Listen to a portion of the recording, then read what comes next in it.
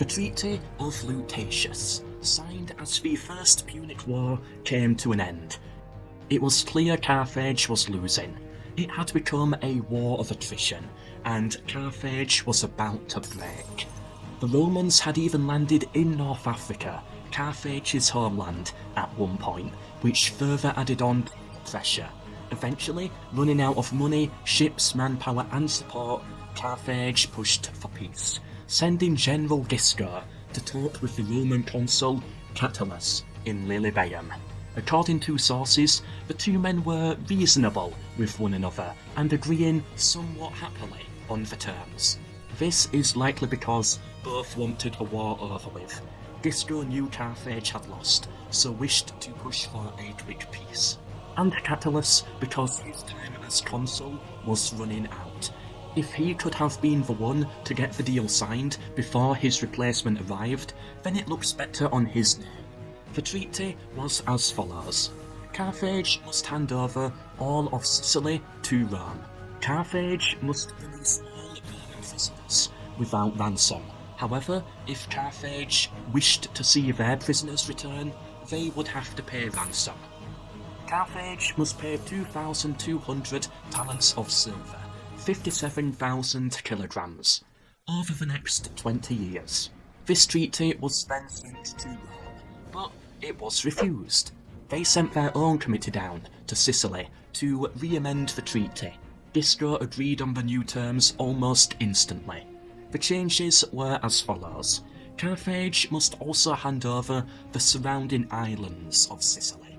Carthage must now pay 3,200 talents, 1,000 of which must be paid immediately, and the time to pay was reduced by half, to 10 years. Neither party was allowed to declare war on or interfere with the other's allies, and neither party could raise money from the other's territory for troops or construction. These additions seem logical. The surrounding islands being handed over to Rome was more of a security feature, and the silver to be paid over a short period of time, and 1,000 of it to be paid up front, could be an early sign of Roman lack of trust in Carthaginians. Overall, opinions on this treaty are very mixed. Some historians think Rome was being moderate. However, Richard Miles, a Punic historian, argues that the treaty was harsh. In my opinion, from the Roman point of view, it seems moderate. They could have pushed for more. This is clear with how quickly Giscard apparently accepted the deal. However, from Carthage's point of view, they were financially in ruin, which would be proven later with the mercenary wars. So this loss of silver must have been harder for Carthage to take, rather than be a better reward for Rome. Although to add, Rome was also financially weakened from this war. It had to borrow money from nobles to build its fleet, promising a repayment and interest if the war was won. Further explaining perhaps why they were so interested in getting the silver into Rome faster. As for Corsica and Sardinia, Carthage could not pay her mercenaries.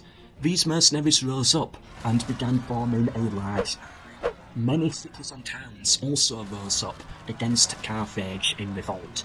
One of these revolts took place on Sardinia, where the troops killed their own officers and the island's governor. Carthage sent a military force to try and retake the island. That force surrendered and joined the islanders. These mutineers requested support and protection from Rome, a deal that would have greatly favoured Rome, but the Romans did not accept for unknown reasons. Then the indigenous inhabitants of the island rose up against the present mutineering troops, who pulled back into Italy, seeking protection from Rome. Rome then invaded the islands. Carthage originally argued it was against the treaty, but quickly backed down, fearing another war it could not afford. This is seen by historians as a treaty break, and the Romans as being overly opportunistic. I believe that they denied the great offer the first time round in honour of the treaty. However, the second time they got the same brilliant opportunity, well, that is not something you can turn down twice. And ultimately, Carthage clearly had no control over the territory by that point anyway. It was a treat to break, but given the circumstances, I don't think you can blame Rome. If you want to support this channel and project, please consider subscribing. I've already covered the first diplomatic contact between Carthage and Rome, along with further treaties where they were forced into near friendship due to their common rival, the Greeks. You can check those videos out now on my channel. Next week, we will look at the Ebro Treaty, the trigger point for the Second Punic War. This has been the history of diplomacy.